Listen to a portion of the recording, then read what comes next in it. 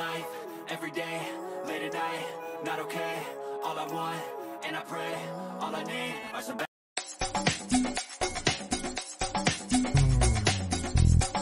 Showbiz Kachika TV. Hello mga kachika!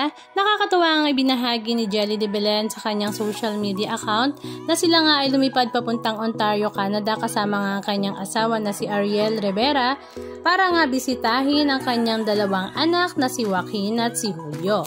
At ang nakakatuwa pa nga ay sorpresa nga ang kanilang pag-uwi at hindi nga nila ipinaalam sa kanilang mga anak na sila ay uuwi na that day. Kaya naman ang lahat nga ay nasurpresa sa kanilang pagdating. At marami naman sa mga netizens ang talaga namang natutuwa sa mag-asawang Jelly at Ariel dahil para na nga lang daw nilang kaibigan ng kanilang dalawang anak na si Julio at si Joaquin.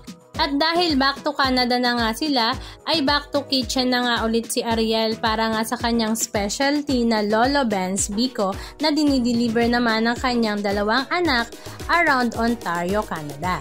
Halika at panoorin natin ang ilan sa mga video clips ganap na kanilang ibinahagi.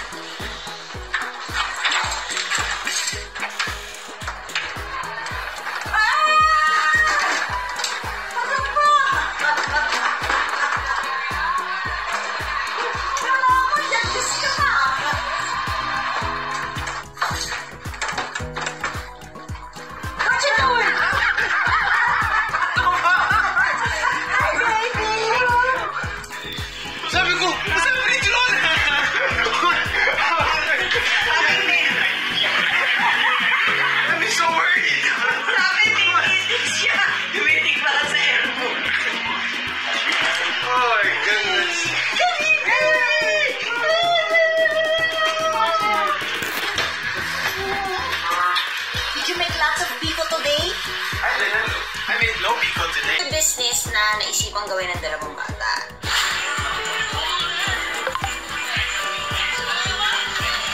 Busy in the kitchen with a biko. Walking around. So guys, tell me about your biko. I can't tell you. It's top secret. It's top secret. I cannot catch you. Anong masasabi nyo mga kachika? Just comment down below. And please don't forget to subscribe. Thank you!